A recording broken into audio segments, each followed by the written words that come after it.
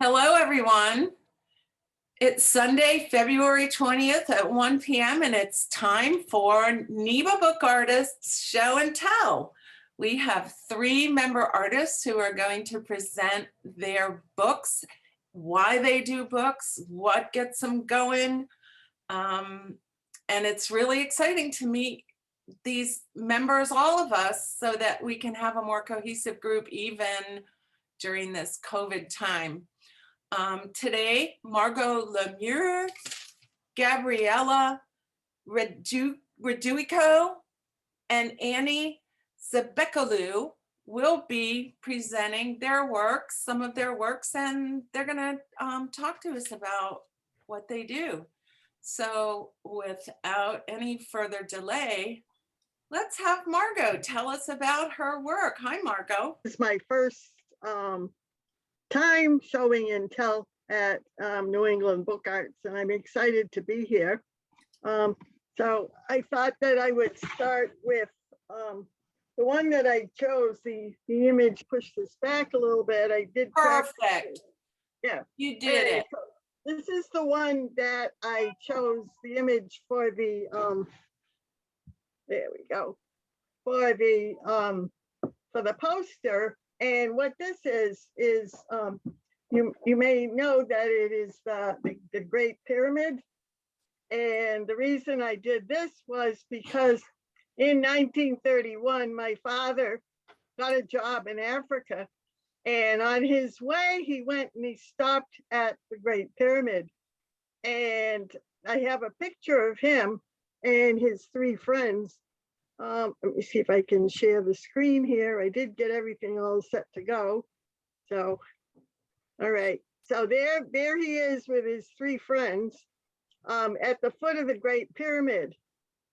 And it's kind of funny because he said they rented camels and they started walking, you know, riding the camels toward the pyramid. And it was very, very, very hot. And he said they rode and they rode and they rode for an hour and a half. And it didn't seem to get any closer. So I thought that was kind of a fun thing. But I thought that then I would recreate the pyramid, which you say, well, is that a book? And yes, it is, because got this little ribbon here, and when you pick it up, I've photocopied his journal and put parts of the journal into that as a book. But trying to build the pyramid was quite a problem. You say it's a pyramid, but look, it's got 4 sides.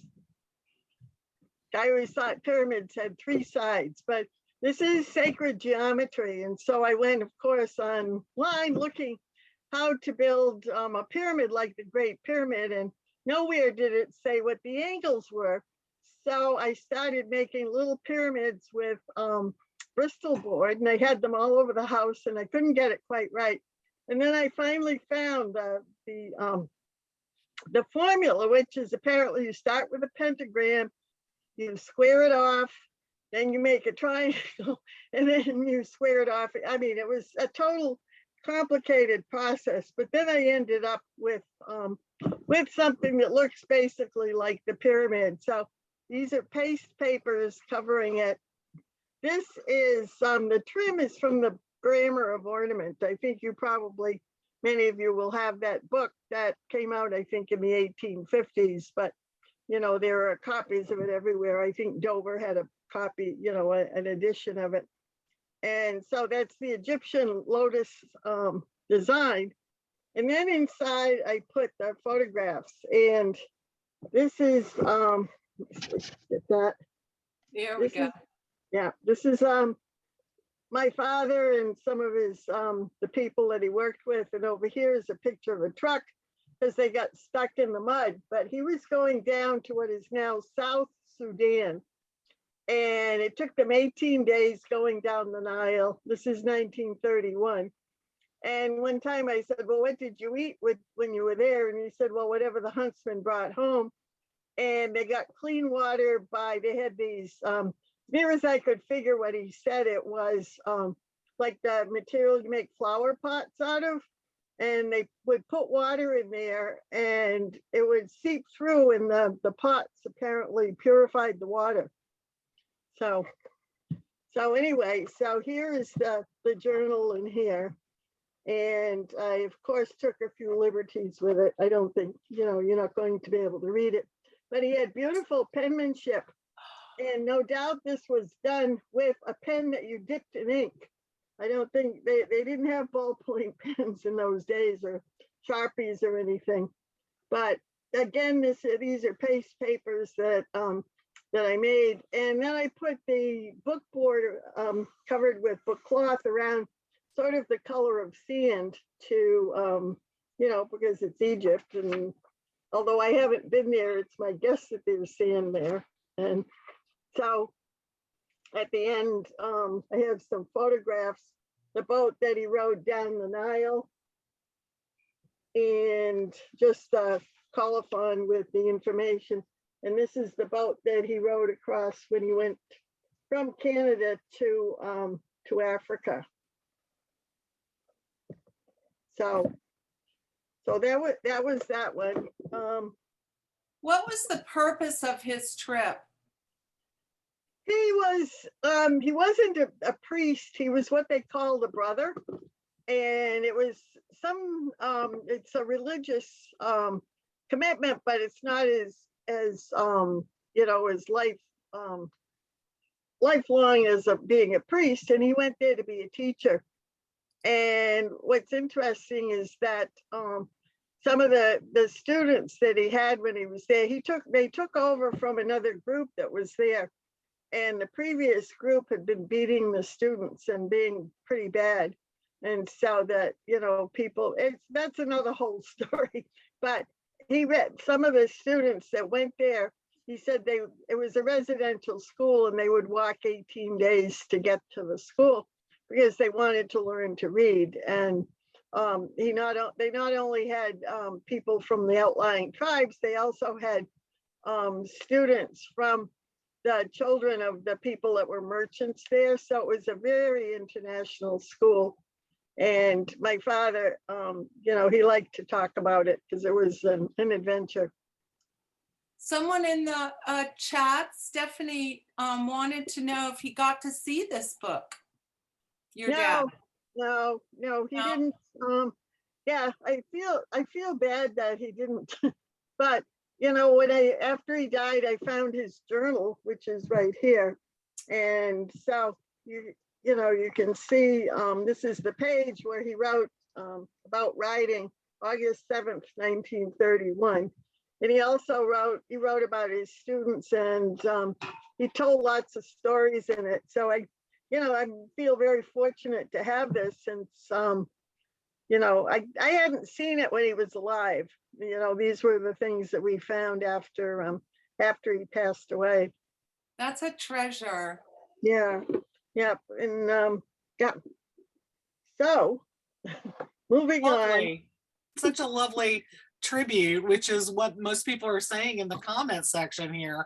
I was reacting to it also with the idea that a lot of pyramids, they have the false tomb rooms where you're like going in one thinking you're actually seeing all the treasure, but it's actually like a fake room, and then there's another room. And yeah, so tombs are kind of fascinating as a reference. Inside, but it was it's just fun to see them with the picture of them there with there it is. It's what did I say?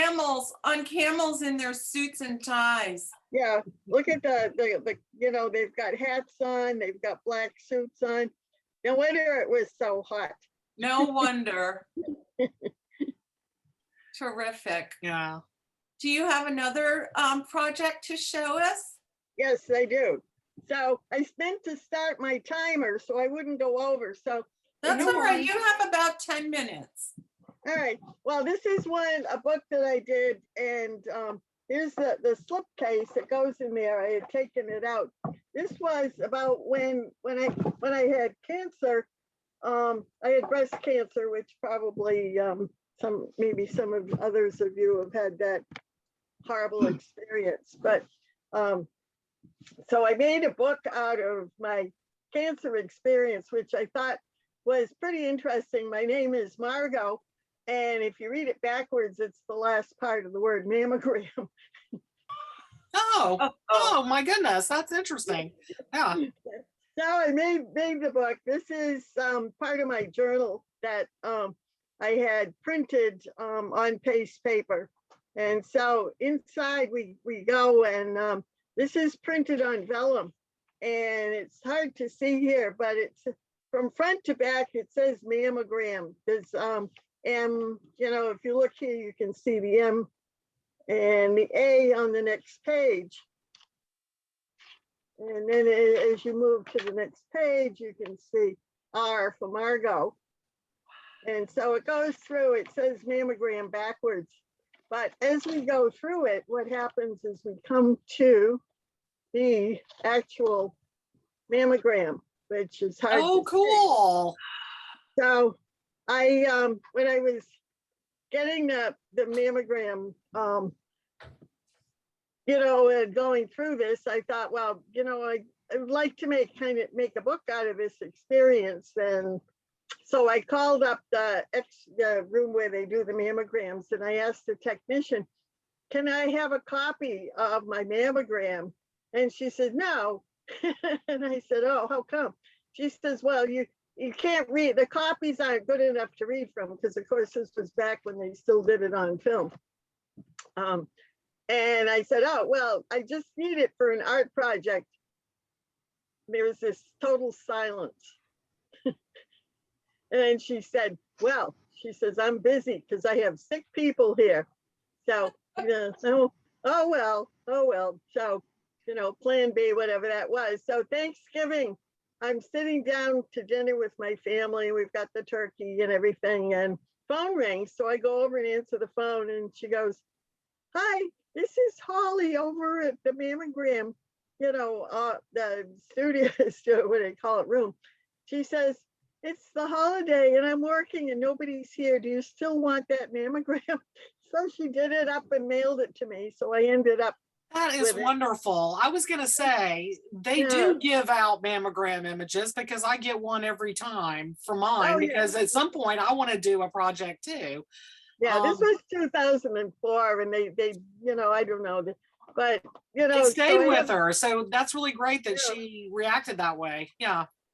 I'm very grateful to have it. And then I also added in, of course, the picture of the radiation machine, which I wanted to put in. But so I made the book, I made the paste papers, but I've got this little thing over here, which is, I think they call this piano hinge. Is that right? Yeah. This type of binding. So in here is a little bit of a secret. I guess this is it. And what it is, it's the statistics from the Journal of American Medicine about getting, you know, if you get cancer once, what are the chances of getting it again? So I sort of hid that in the binding. But I think one of my favorite things is this little thing, which is, I don't know, a chopstick. But if you look on the end, I've got a little wooden knob and a little rhinestone on there, but it looks like a boob.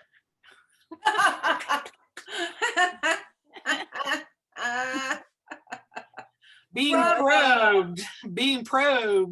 A boob. I thought that was appropriate for that. Love it. Beautiful project.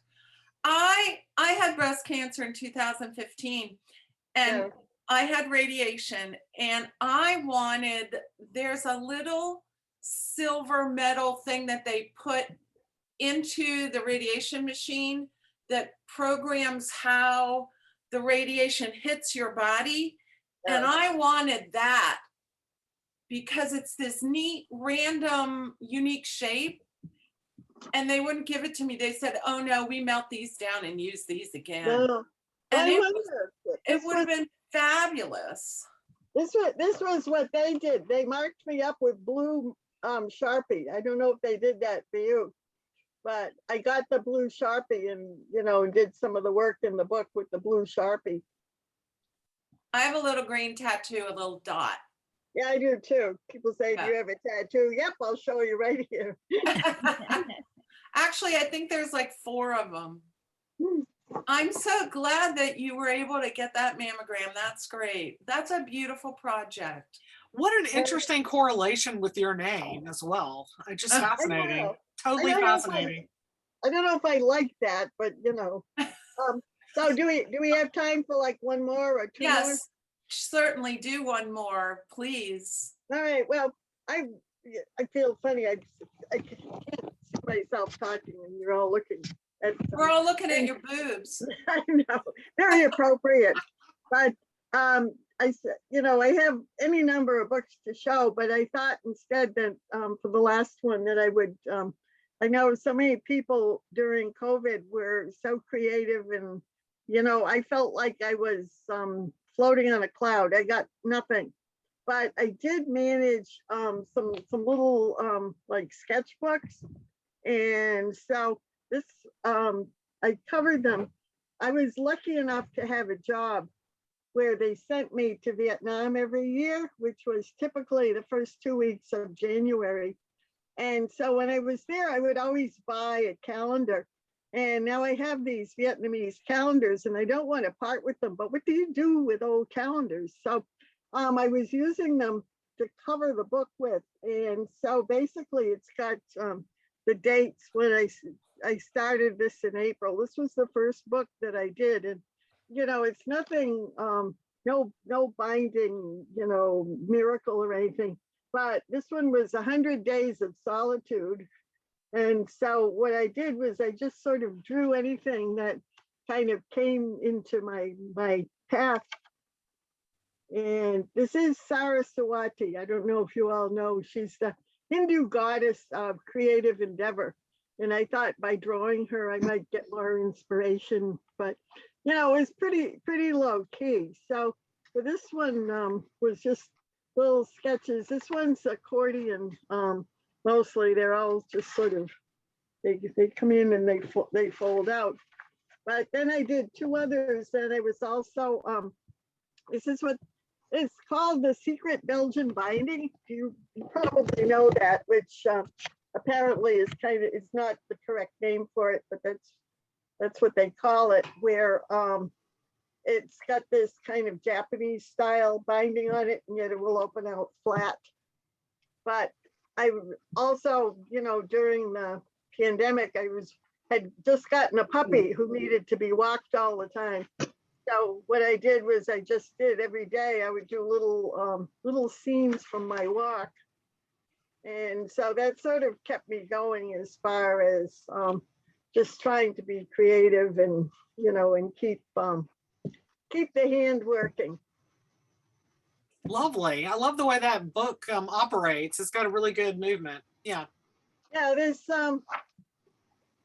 yeah, I did a bunch of them, and again, but using my calendars, which I dearly love. This one was Tree and Sky book, and with this is Arches paper and book board that I have, you know, I have around.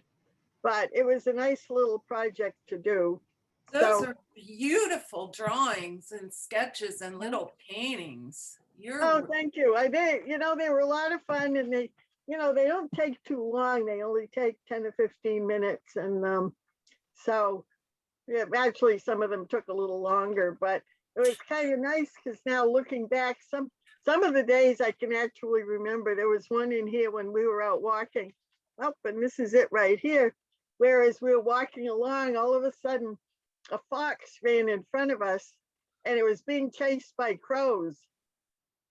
And the crows were all making a racket, and the fox was running like hell. Well, so a lot of these have, you know, I can think back, and there were days when it was foggy, there was days when it was beautiful and sunny. And so that's what I was focusing on, was how beautiful, you know, the world can be, and the trees and in the sky and the animals and the wildflowers. And so that's it. And so does anyone have any questions? There's a question in the chat from Liz Nanya. Did you do these from photos that you took, or were they live? No, I did them from photos because I was walking the dog and it's hard to stop anywhere. You know, she's a frisky puppy. She's right here. Say hi. Oh, Hi. She keeps me company on my Zoom meetings, but you know, you can't really stop very well. And sometimes I was standing in the middle of the street. I think that Susan is right. Susan Porter said it doesn't seem like you had any trouble with creativity, and your COVID books are beautiful. So true. Well, thank you, Susan. It's very nice of you, but you know, it's like probably all of us, we expect more of ourselves than we actually end up doing. One of the things I noticed is that you have an amazing ability to render type in a creative way. One of those books has some serious artistic topography in its opening page. And are you a graphic designer? Yeah, you mean like this? And Yeah, the other book in particular, and like that too. yeah, So yeah, yeah. I worked for a long time as a designer and a book illustrator. there we go. So Yeah, okay, that's lovely. now we yes, good job. Beautiful. Yeah, Thank terrific. you. Well, thank you for having me. Oh, I'm We're so thrilled to glad. have you. Yeah, thank you Absolutely. very much. Really nifty projects. Anybody else have anything they want to unmute and ask Margot about? I mean, the whole Egyptian pyramid thing, we could just talk about that forever. Yeah, that was so much fun to do, and it was such a creative challenge. But you know, it took me weeks to build that pyramid. I mean, I know it took them longer, but you know, I was making one this big, so Hey, sometimes you have to do those little maquettes, right? Before you Yeah. launch into the real thing. yeah. Well, Margot, thank you. I really look forward to seeing you in person when this whole COVID thing is over and getting my hands on those sketchbooks myself. Well, thanks for having me, and I look forward to hearing the next people. And the Great. next person is Gabriella. Let me see if I can do her last name. Gabriella Reduico. How about it, Gab? Good Wow. afternoon. Good Hi. afternoon. And Margot, that was such a beguiling presentation. I really appreciate your work. And I think that, you know, shortly you'll see that we have a lot in common in connection with the word secret and also my use of vellum. So kudos to you for a wonderful presentation. And also, Nora, thanks so much for your interlocutor skills. Most appreciated. So I'd like to start with this first slide, and Christina is going to be in charge of advancing them on as I instruct her to. So Secret, an artist book, is my first artist book with content. And I consider it a bit of a stream of consciousness about how my mind works and a reflection on the experience of art making, which is where all the fun is, as I'm sure many of you will agree. And probably most importantly, an exploration of the word image art as introduced in the early 20th century by the Surrealists and the Dadaists, when words began to appear in the visual arts as an integral part of the painting or sculpture. And I'm simply borrowing those ideas of this relatively new art form for the artist book. And so by integrating language into the visual art, I'm hoping to engage you, the reader, to explore this concept of secret intellectually and also aesthetically. Slide 2, please. So Christina suggested that I might answer the question along with others presenting today, why the book? In other words, why do I work in this medium? And the answer is in the subtitle of a book that I've been reading called The Book, and that's by Keith Houston or Houston. And the subtitle is The Book, a cover-to-cover exploration of the most powerful object of our time. And in my view, it is the most powerful object of all time. Slide 3, please. And I'm going to spend my time focusing on my research sources, on the topic of The Secret, largely honoring my practice as a librarian who began making art just a few years ago in 2017. And I'll have a couple of opportunities to discuss technique, but I don't really want to focus on that today because I'd like to honor the time constraints. And I think we started at, what was it, 1:30? Does anybody know? Yeah, approximately, yes. Okay, great. So I'm trying to keep it around 12 minutes or so. So let's go to slide 4. And there you see a little bit more of the book. So here are my bullet points that I'm sharing with you about what it is. It's 14 original pieces of art in accordion book form, 7 on the left side, 7 on the right. The book is 7, that's the length, by 5. I committed to the book size before I began making the content, which created far too many constraints, and I'm certainly going to correct that approach in the future, but that's how I went about doing it. So the front matter, which you see in front of you, kind of in the center, is shown with velvet strips, which help to open the left side to the left and open the right side to the right. And the left front matter says, Mr. Cornell, Mr. Joseph Cornell, private, keep out. And the right side is a letter, and we'll go back to slide 3 for a moment, Christina, please. And the right side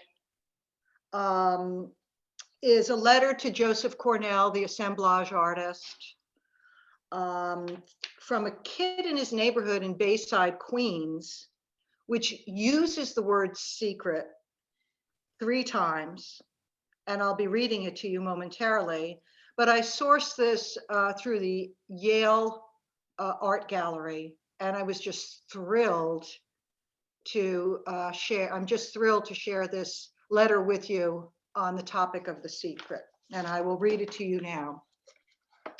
Dated September 1, 1957. Dear Mr. Cornell, thank you for all the pretty little presents you sent us by your secret way. We like them, but most of all, we like you. Please keep our secret hideaway a special secret. We like the way you talk to us. I know we will be hearing from you soon. Your friend, Anne Marie, and then the following word, moo, with lots of O's. Which I found hilarious and undecipherable. So let's go to slide 5, please. Okay, so slide 5 is the left side of the book, which to facilitate photographing it was later glued into the book. So I had the foresight to have thought of that, otherwise it would have been especially difficult. Secret, an artist book, became an exercise in finding images that represent a concept after asking the question, how is the concept of a secret represented as an image? While not impossible to find an ordinary image, for example, of one person whispering into the ear of another, it doesn't address all of the aspects of how the word is manifested. And so I focused on 3 areas or 3 definitions or usage of the word secret. So the first would be of actions, negotiations, agreements, which are entered into with the intention of being concealed or clandestine, of a place affording privacy or seclusion, someplace that's remote or lonely or solitary. And the third, its usage to keep from knowledge or observation, hidden or concealed. So those are the three areas that I explored, and I explore that further in the book, which I'll direct you to when the time comes. So that the sparsity of turnkey images capturing the specificity and complexity of the word secret required a lot of inquiry on my part. And later, a lot of inquiry and creativity to jumpstart and later sustain the progress of the book. In other words, I was being challenged quite a bit with this project. Let's go to slide 6, please. So this is the opening pages 1 and 2 on the left side to be read as a unit. And it demonstrates my approach to visually representing a secret. In this case, I turn to the Belgian surrealist René Magritte and the Roman emperor and Stoic philosopher Marcus Aurelius. Doesn't everybody? And that choice took several days of contemplation and several more to produce. And basically, I'm juxtaposing "This is a Secret" with one of Magritte's works with "This is not a secret." And the rest of the details are, I'm going to keep under my cap for now. Let's go to slide 7. The book does not have a table of contents, nor an index, and it relies on an arc that I prescribed. However, the process was decidedly nonlinear and again, beholden to all these constraints that I had decided upon initially.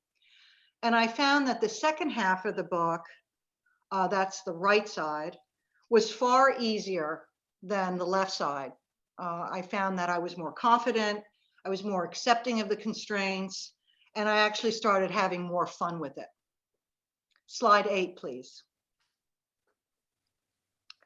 And so slide 8 is just a close-up of some of the final pages, which relied on a poem by Edna O'Brien, where she describes winter as the real spring. And I love that quote. And I decided that I would call it a secret about the seasons. So I had a great deal of fun playing with the work of other artists and making decisions. I call them executive decisions about the word secret. And then you'll also see the spring, which I borrowed from Edward Ruchet. He did a wonderful op art section in the New York Times several years ago on the seasons. And so I remember that very fondly, and I cut that out and brought those two things together. The Tell Me Your Official Secrets is a button embossed with that content. And then the one all the way on the right is named Chrysanthemum Secret, with one woman whispering into the ear of another in a Japanese flower garden. It's the only one that really uses that sort of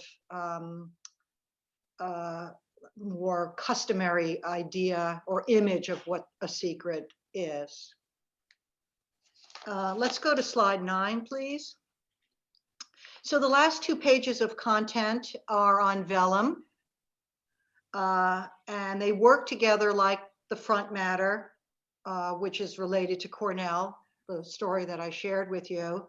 And I use the vellum, and you can't quite pick it up because of the limitations of photography here, so that the reader could see the end papers through the content, which is quite beautiful. And the content itself is excerpted from the Oxford English Dictionary, which is very hard to find in print these days, but I live fairly close to the Westerly Public Library in Rhode Island, just over the Connecticut border. and they do have one in print. It's about 20 volumes that explore the words and uses various examples of those words as they're used in literary contexts.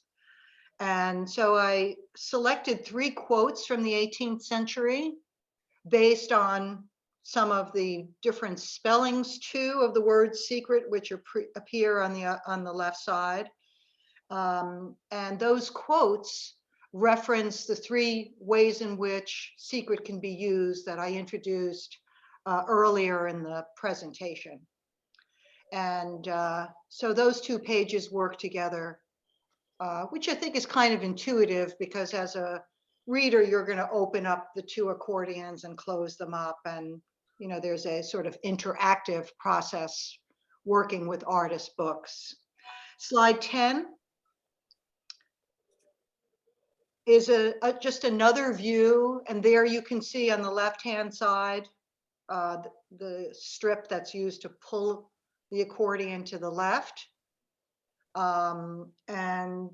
Slide 11, please, is just it fully opened, and you can see some bits of the cover, and also the strip that I used, the velvet, antique velvet strip that I used with a found object as a clasp, which is pictured in slide 1. It was such a pleasure being here today, and I look forward to presenting my second book sometime before spring, which is March 20th. So So Gabriella, thank you so much. This was really, see, your mind works in a way that I don't know if anyone else can think that depth into it. It's very well researched, but it's still real eye candy. That's what I put. I want you to look at the chat.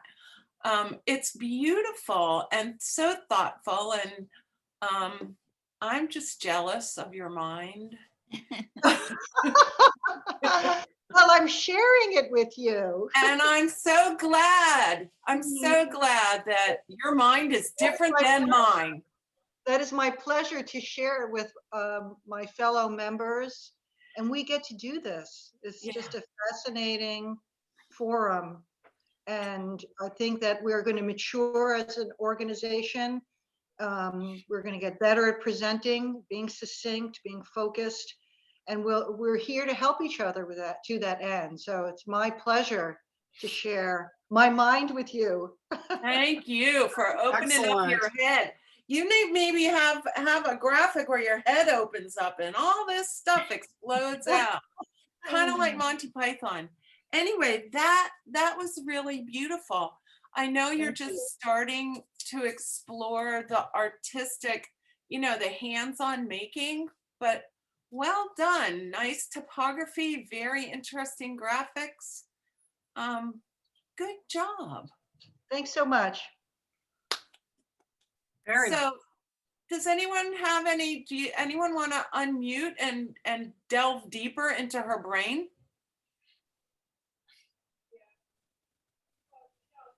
So Gabriella, do check out the chat, because there's some things in there I think you'll find interesting. So now we come to our last presenter, which is Zebekelew. And she's been making books forever, long before I joined New England Book Artists. I just kind of coveted her creation. So I can't wait to see more of what you've done. Well, thank you. So I'm Zebekelew. As Carolyn said, I've been making books for many years, and I decided for today's presentation, I prepared a PowerPoint presentation to show you guys some of the work that I've been doing most recently during the pandemic. So I'm going to go to screen share and pull up my PowerPoint. Okay. So when I work in book arts, as when I work in multimedia presentations, I tend not to work from intent, but rather to try to respond to the materials. And I was interested in Gabriella's content and also her comment that she had decided on the structure before she started making the book, which is something that would terrify me to do. I always really try to look at the materials and spend time with all the materials before I decide on what the structure is going to be.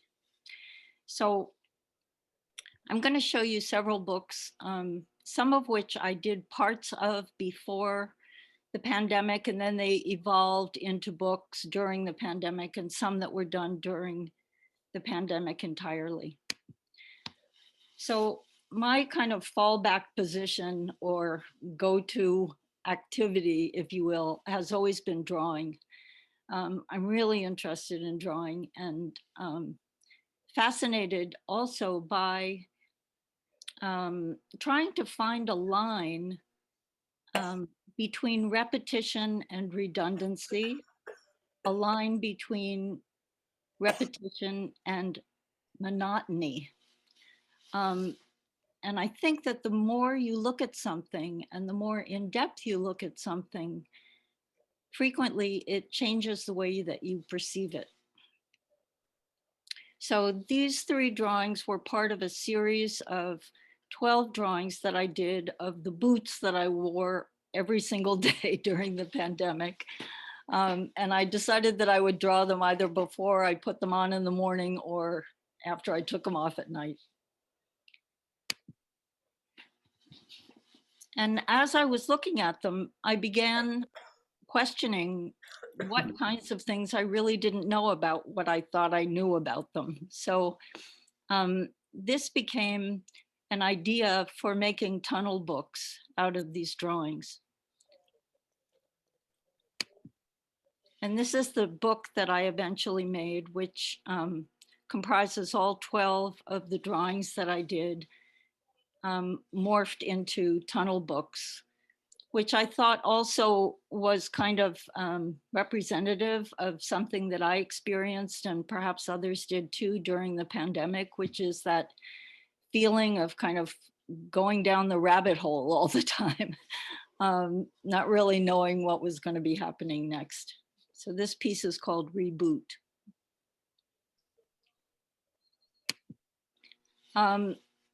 Before you move forward, Yes. can you go backwards? Do you have a way to explain to us how they're tunneling, because we're seeing them in such a flat plane? Sure. So the way that they are tunneling is that I made, after I had done the drawings, I made, I think, 8 prints of each one of the drawings. And then I cut consecutively smaller openings in each one of the prints. And I made a tunnel book out of each one of those sets. So the side of each set is, for those of you that have made tunnel books before, the sides of each are connected with a kind of side accordion on each side. And then each consecutive image is pasted into one of the folds of that side accordion so that they have a sense of kind of drawing you back into space when you look at it from the front. Does that How far do they expand? I'm sorry? How far does the side pieces expand? Like how deep is your tunnel? The sides are only about 1.5 inches or 2 inches Okay. deep. Yeah. Very cool. Thank you. Yeah, of course. Yeah. Okay. Wait, I'm still going backwards here. There we go. Okay, so in a conversation that I had with my brother, he referred to the date as Blur's Day, which I thought was great during the pandemic also, as I don't know how it was for you guys, but I often lost track of what day was what day. And that prompted me to start this other project, which is called On Any Given Day. One of the things that happened to me and might happen to other people, whether you're a writer or an artist, is that after a while, your work becomes kind of predictable to you. I mean, I know practically what a drawing of mine is going to look like before I start it because I do so many of them. So what I decided to do was to spend a month in which every morning I woke up and did a very quick self-portrait with my non-dominant hand. The idea was to sort of let go of control and just sort of do something that was going to look a little nutty and kind of reflect how I was feeling at the time. So in the process of doing that, where I wound up with 30 drawings of my head, I also became aware of the fact that the two sides of your face are not symmetrical. And so I cut the drawings in half vertically, and I made a flip book out of them. So on the left side, you'll see one drawing separated into its two halves. And then on the middle slide and the slide on the right, you'll see as I flipped either the left or right side of the book, how my face got even more distorted. So it's like an exquisite corpse, but not. It is in a funny way. I mean, it's just kind of putting things together that don't quite fit. Yeah. And I Um, love the use of the text. Can you yeah, read? and also, Can you read some of them? Is it possible to? well, I can if I get the book. Hang on. I'm just curious to hear some of the text. So the text is all just very random things that I happen to be thinking at the time. Great. And there's no sequence to anything. Just for example, it happens that they now did what they found out somebody else thought they did. Or for example,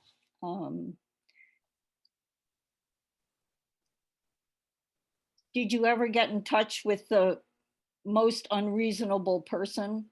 I'm exaggerating, but you know what I mean.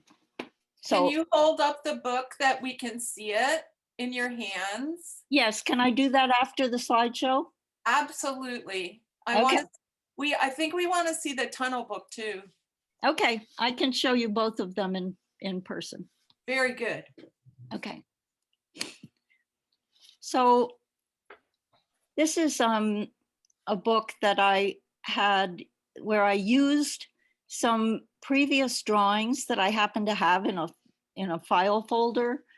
And they were all drawings that I had done of myself some years ago. And I decided, since I got kind of fascinated with drawing with my non-dominant hand, to do left-handed versions of each one of the expressions that was in my previous set of drawings.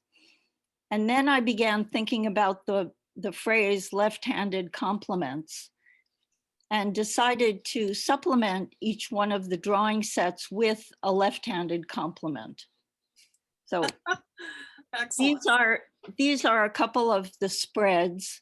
The other thing that happened, the drawings on the right obviously are a bit light on the slide. I hope you can see them, but I also decided that they needed something to kind of bring them forward. So I put lipstick on them, also with my left hand. So, and then the left-handed compliments, you'll see there's a small glassine envelope that's pasted on the side of the book for each spread, which features the left-handed drawing.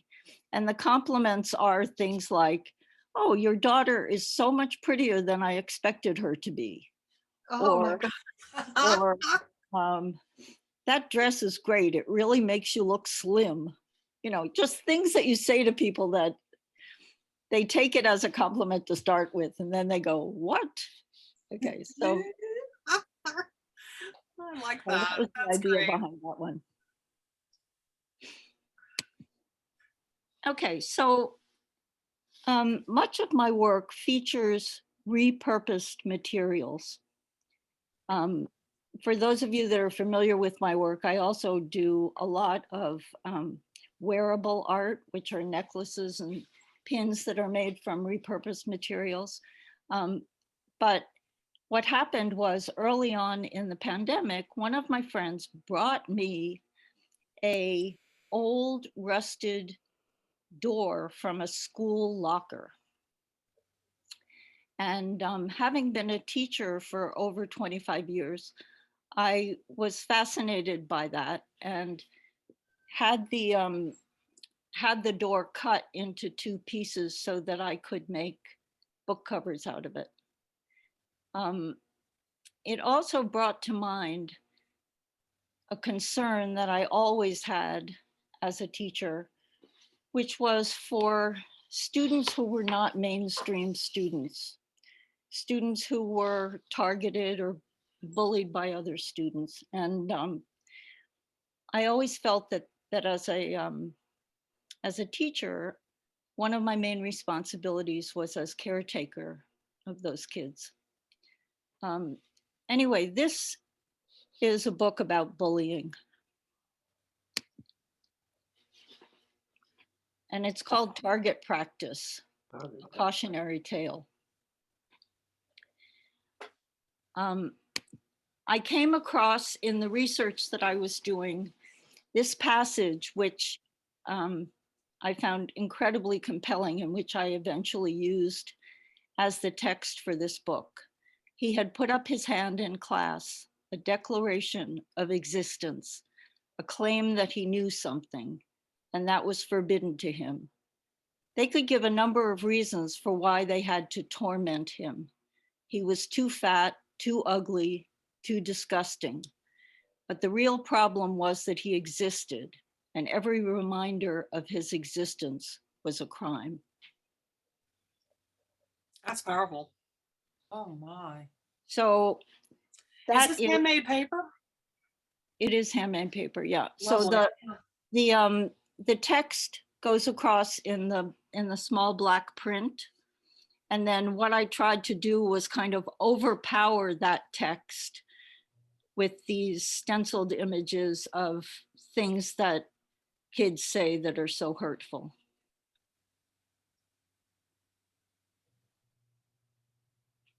Beautiful.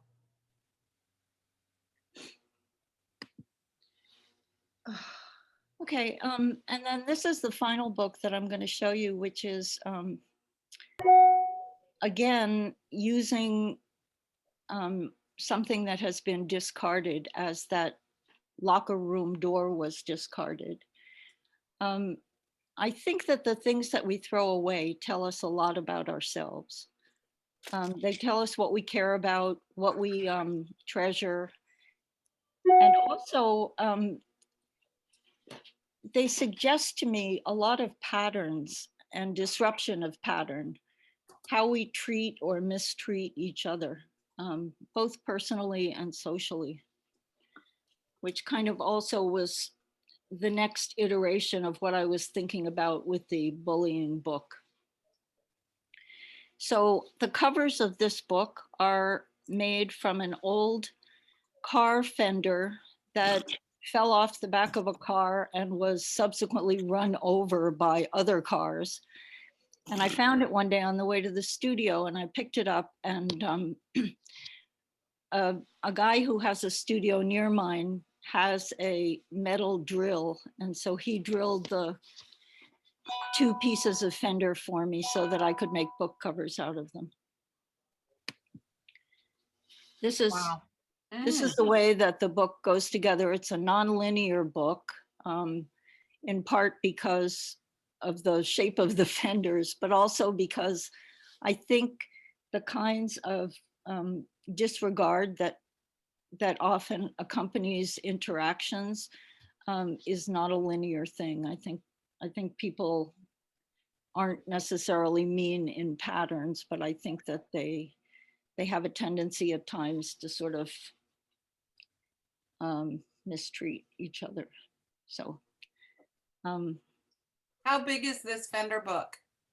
this book is approximately 13 inches wide and about 9 inches tall. If you consider that back cover, the way it goes down, I think the pages in it are approximately about 4 or 5 by 13, and they are nonlinear also. Is this also a dangerous book? Meaning sharp and pointy? Are you gonna Well, get hurt on it? You can get hurt on the cover, yeah. Yeah, I like that about that. Yeah, And nice. and also, I liked using handmade paper because even though the paper, you can't get hurt on the paper as easily. I mean, I don't think on handmade paper it's as easy to get a paper cut because because it's a rough edge. But I wanted that same kind of torn feeling both on the inside and the outside of the book. And I was out walking one day and Have to leave. and I came across this piece of anonymous graffiti, which now became the text for this book. You who was forced out of this city, you who come back and do not recognize this city, you whose life was taken at the hands of police, you who belongs here, you across oceans and rivers, you who are disappeared, you who cannot go home, you who is in detention, you who is imprisoned, you who is a part of us, you who is apart from us, you who is essential, you. And then these are 3 of the spreads from inside the book. And And the you book is called, stenciled, you the book is stenciled called the Damaged type. Goods. I'm sorry? You stenciled the type, right? I did, yeah. That's some powerful business there, honey. Yeah. Wow. Very impressive. So that's the end of my little show. I'm gonna go out of this, see if I can get back on the Zoom screen. I'm not sure how I do. Oh, I have to go out of screen share. Just a second. There we go. Okay.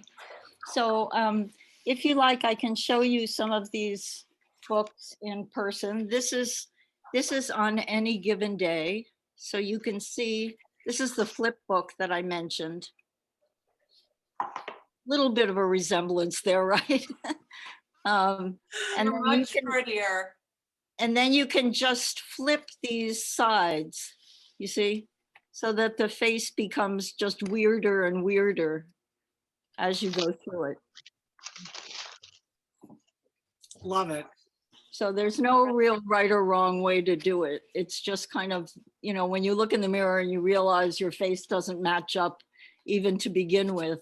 And the conversation skew is kind of fascinating too, right? Because the text is also getting mixed up.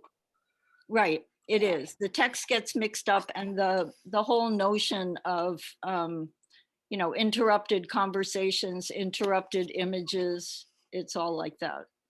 So they almost match up most of the time, but not quite. Interrupted sleep, maybe. Is that bedhead? A little bit of bedhead going on? Yeah. Okay, so that's that one in person. Was there another book that you'd like to see? Yes, the first one. One of I the had tunnels. Yeah. the tunnel book. Oh yeah, okay, just a second. I also want to hear about that necklace you got on. I didn't have a sense that the flip book So was this that is big. this is kind of a big thing. Can you see that? Oh, They're yeah. all connected. Okay, wow. Okay. So they don't really, Can you hold it at an angle? There you go. Oh, there it is. We can see it really well there. Oh, yeah. Oh, Can you yeah. see the tunnels? yes. Yeah, that's great. Yeah, Oh, I see.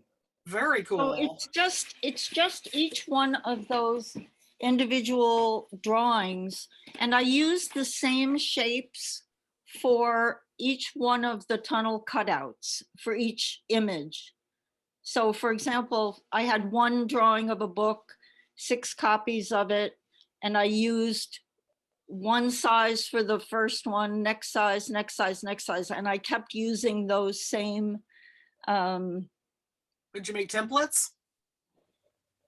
well, your I cuts? used the little cutout piece that I had Yeah, used okay, for the yeah. first one to trace on the other ones.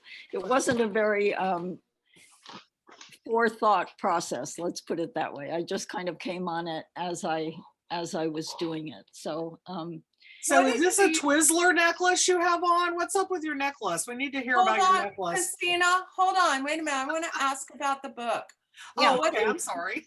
What did you use to separate the panels of each drawing to make that tunnel book? I'm gonna see if I can pull one of them out and show it to you. So can you see that? Ah, There's an accordion which is glued. There's an accordion that's on either side of each set of panels, uh-huh, and each drawing is glued to one fold of the accordion.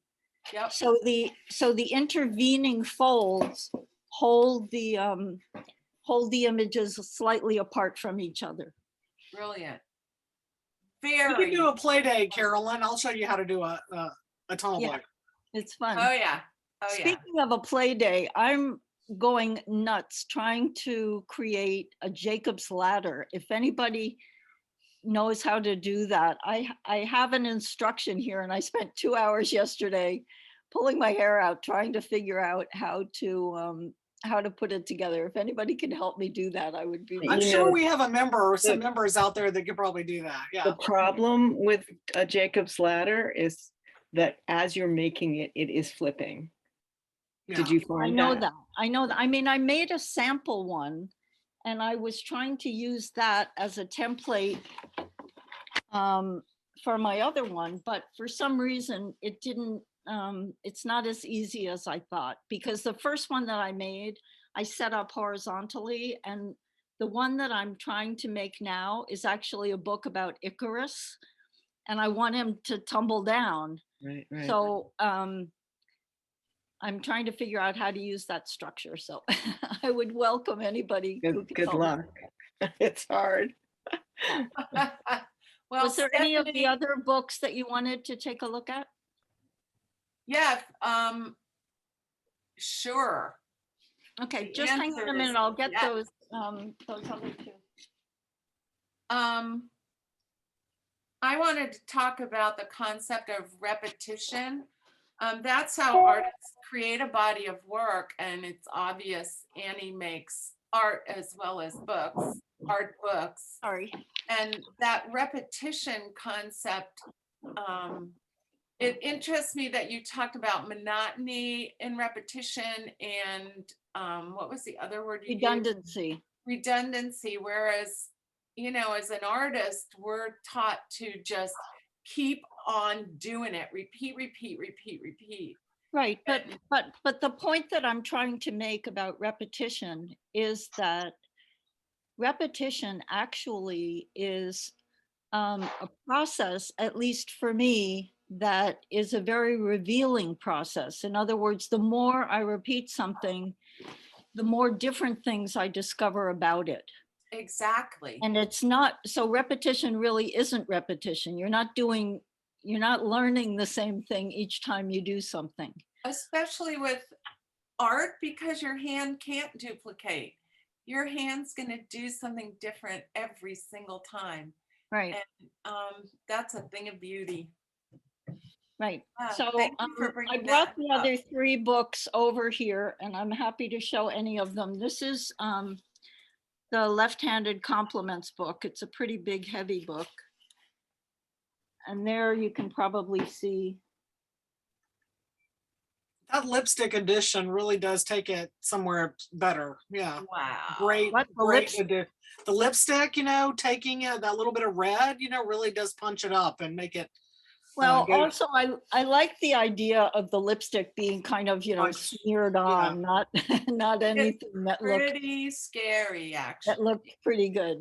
So, yeah, yeah, a little gritty, a little aggressive. Yeah, yeah, exactly. So, And a beautiful mark in itself. yeah, definitely. right. Well, it becomes more interesting as it becomes unpredictable, I think. The lipstick doesn't follow the lips, and so it's just sort of whatever. I mean, if you ever see someone, who obviously has a different level of coordination or whatever and puts on lipstick and it's kind of wherever it goes on their face, you have a very striking response to that person as opposed to someone who's sort of perfectly put together. Oh, good. I hope that's true because my essential tremor is really causing havoc with my makeup. I don't use makeup that often, so I'm smearing because I'm not very adept. Well, okay, and here's the one that's made from the Oh, that feels so good. locker cover, and you can see on the inside of it, you see there's the part of the structure of the locker is still Yeah. there too. And then this is put together with a kind of repeated stab binding done on an Oh. accordion. From the outside, it looks sort of like it was Coptic, but that's not what that is. Yeah, okay, Oh, great. it's a stab binding for each one of the signatures. Very cool. Nice. Yeah, And the reason that I decided to do that is that it has some flexibility and the covers needed to be able to move. If they were put too tight, then you wouldn't be able to open the book. Wow, engineered beautifully. And then here's the, a typical spread. weirdo. Now, Yeah. the smaller type in the little circles, is that stamped? It is stamped, and because I was stamping with a black stamp on gray paper, I went over each one of the letters on the inside with white ink after I finished stamping it. It gives it a three-dimensionality sort of. It was difficult. Yeah, it's difficult to read if it's just a black stamp on gray paper. Yeah, no, that was a really nice touch. So, and then All right, this is the other one. This is this other book. The smaller one. Yeah. Great graphics. Yeah, I think that works really well. And I love the fact that it's kind of exploding outward and in different ways and not being so precise. Yeah, It's gorgeous. yeah, very nice. So, Stunning, That's it. stunning books. so that's me. I mean, that's what I've got to show you for today. Thank you. Tell us Thank about you so much. your Twizzler necklace concept going on here. I want to hear more about the necklace because I know you got one of your own. This doesn't happen to be one of my own. Actually, I made one like this after I got this one. I bought this in Turkey where we go every summer. We have a house there, and this, what it is wire inside of leather. Hmm. And it's just a big thing that you just kind of wrap around your neck. If I can pull it apart. Wait a minute. There we go. It's making me want to have some Twizzlers. It's That's just like this. fantastic. And then you can make it as tight as you want or loose as you want or whatever. So I made one using this as a sample, which is green actually, but which is made with suede on top of wire rather than leather. This one's leather. Nice. Lovely. Can I ask a question? Sure. I just unmuted, so I, Annie, did you make the gray paper that's in the last two books that you showed? I did not. I Oh, did okay. not. I was wondering what the contents of the Yeah, paper. it's handmade paper. I do have books where I did make the paper that's Mhm. inside, but I did not for those. Okay, thanks. Thanks. Mhm. Sure. Go ahead. Hi, Hi. I want to say how much I love this event and thank Annie for sending me. Annie, this is Janelle from the Smith College Alumni House. Oh, And, hi. and thank you so much for inviting me to this wonderful event. Annie's one of the most creative, outside of the box thinkers that I have ever worked with. That is the truth. And so I just thank you. And my love to Ellen as well, her partner there. Hi, And Ellen.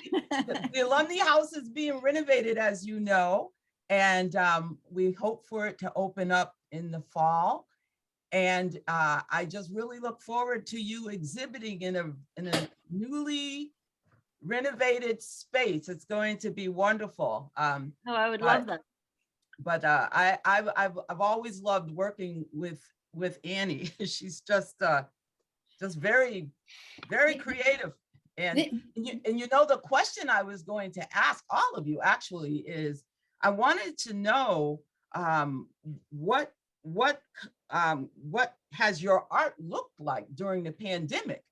But Annie visibly and beautifully answered that question. But that's what I was thinking about all of the artists. You know, what has your art looked like during the pandemic? I'd like to share that with Smith College, my colleagues at Smith College. Cool. That's I great. think that you can access our names on the New England Book Artist website. And I would bet that all of us have websites and Instagram posts. Instagram would allow you to see what artists are making during the pandemic because it's the moment. A website can be more historical and structured, whereas Instagram is much more immediate. And then you can contact any artist you want by direct messaging through those Instagram accounts or through their websites too. We all probably have contact information. And if you find somebody interesting, I know that every one of us would love to have you have a conversation with you. Yeah, Janelle is amazing. She and I and Ellen Canner, who's also on this call, have had, Hey, how are you, Janelle? we've had I'm- some wonderful dealings I'm with Janelle. She is the director of the Alumni Association Gallery at Smith College, which both Ellen and I went to. So yeah, she's a wonderful resource, a wonderful creative curator, and I can only return whatever compliments you've offered, Janelle, because it's always been so amazing working with you. Thank you, Annie and Ellen. You as well. I've been well, you know, just one day at a time, just like your artwork showed, you know, big blur. Absolutely, absolutely.